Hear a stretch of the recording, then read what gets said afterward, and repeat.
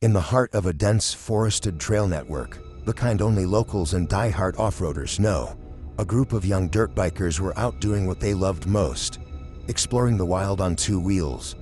The day was like any other. Sun filtering through the trees, the steady hum of engines weaving through the underbrush, and the rhythmic crunch of tires over gravel and roots. To them, this wasn't just a ride. It was a routine escape, a place where the woods welcomed them. But sometimes, even nature has a gatekeeper. A glint, barely perceptible, cutting across the narrow trail at chest height. A cable, stretched tightly across the trail from tree to tree. This wasn't debris.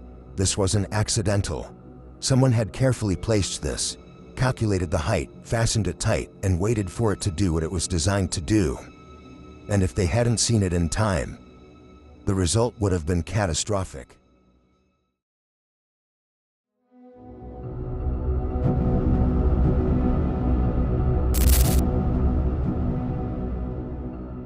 Fred Eichler is no stranger to danger. A seasoned bow hunter and outdoorsman, he spent his life tracking predators in some of the world's most unforgiving landscapes. To call him experienced is an understatement. Eichler has tracked apex predators, stalked elk through snow-blown mountain passes, and faced the razor-thin margin between success and danger countless times.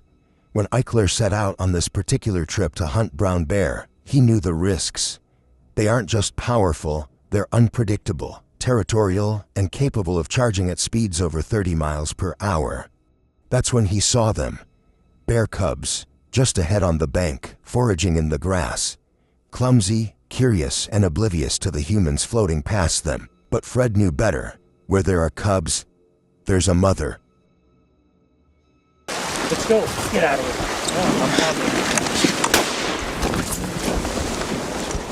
Sometimes we'll have 20. Fred Eichler passed without incident. But encounters like these are the reason even the most experienced outdoorsmen speak of nature with reverence and fear. Because if you're within distance of bear cubs in the wild, you're gambling with fate, and a grizzly mother doesn't bluff.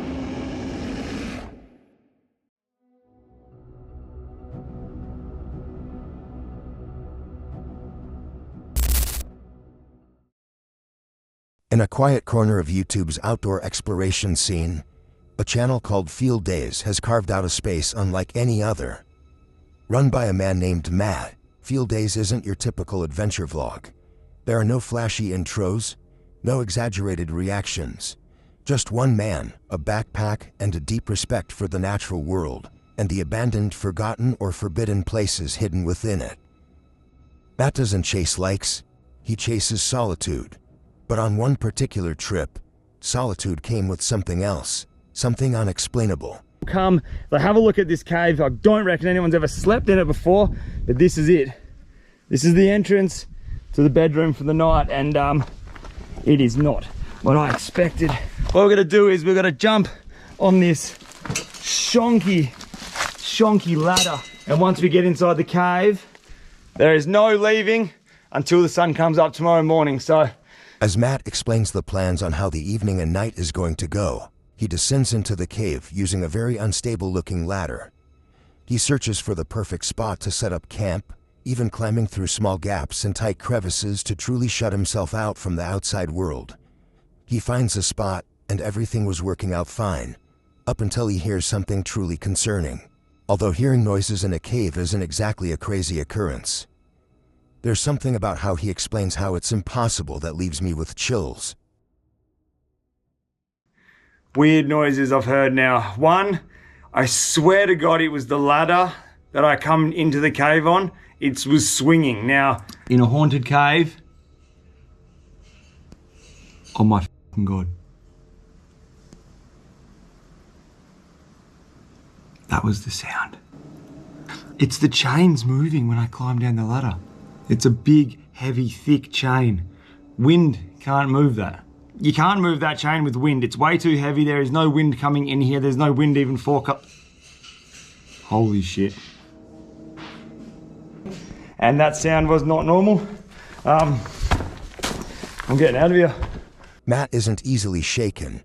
He's spent countless nights alone in forests, ruins, and remote places most people wouldn't dare explore in daylight. but something about those chains left him rattled. Climbing out into the open air, Matt didn't say it out loud, but his silence made it clear. That was his last visit. Whether it was the wind, old metal, or something far worse, one thing's for sure: some places don't want to be found.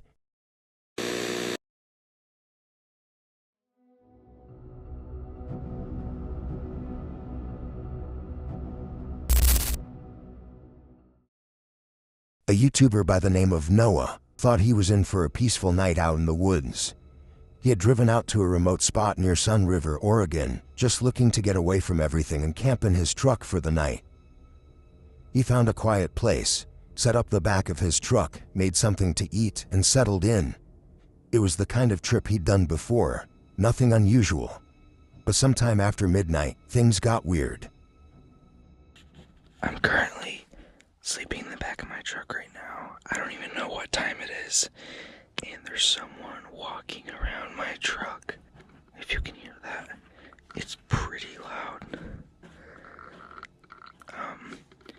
He's been walking around for like 20 minutes already. Noah woke up to the sound of footsteps. Not animals, not wind. Actual footsteps. They were slow, steady, and they were circling the truck. At first, he stayed still, listening. Someone was definitely walking around his truck, just outside. It was pitch black out there. The footsteps kept going. At one point, it sounded like someone was standing right next to the driver's door. Then came the knocking.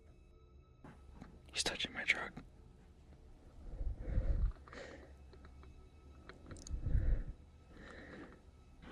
He's literally touching my truck.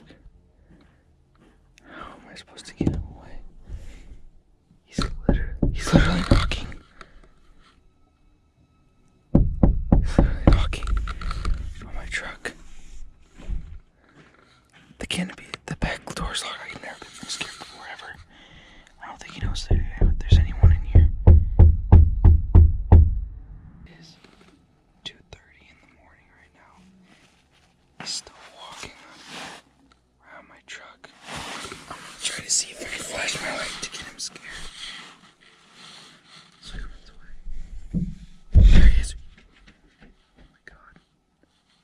Oh my god. The next morning, Noah found handprints and fingerprints all over his truck. Proof that someone had been knocking and looking inside. Luckily for him, this terrifying night is now just part of the past. Some nights you remember forever.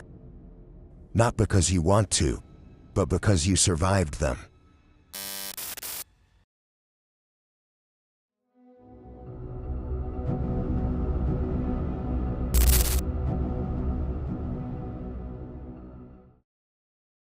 YouTuber and hunter Norman set out expecting just another quiet bow hunt, nothing out of the ordinary. With years of experience and a deep respect for the wild, he felt confident as he stepped into the thick forest.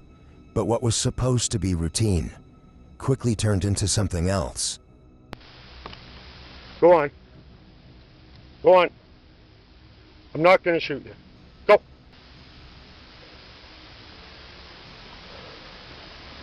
Go on. Go on. Go on. Hey! Hey! Hey!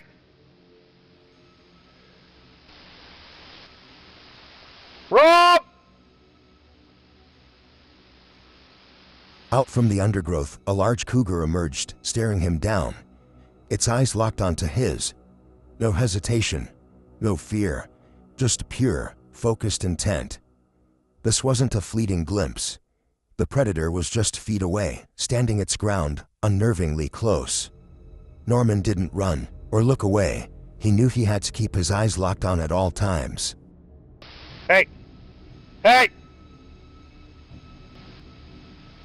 Hey! Hey! Hey! Hey! Hey! Hey! You're gonna get me. Hey! The cougar, showing no signs of fear, only raw dominance, begins to creep even closer to Norman. Its movements are slow and deliberate, almost as if it's toying with him, testing his resolve. For a moment, it seems to enjoy the tension. But after a few agonizing minutes, it finally turns its back. But only for a moment. Go!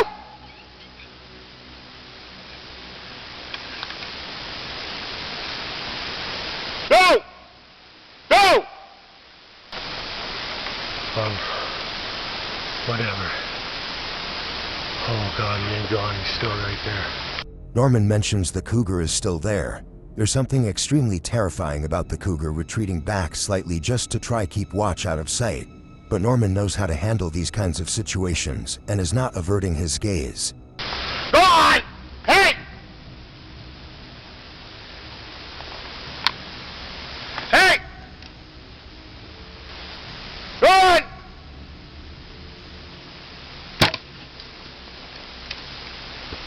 I fucking can't do it anymore. As the cougar comes closer yet again, its mouth slightly open, almost as if to signal the game is over, Norman senses the shift. In that moment, he realizes it's now a matter of survival, and he takes action. In the wild, hesitation can get you killed. That day, Norman didn't flinch, and that's why he walked out.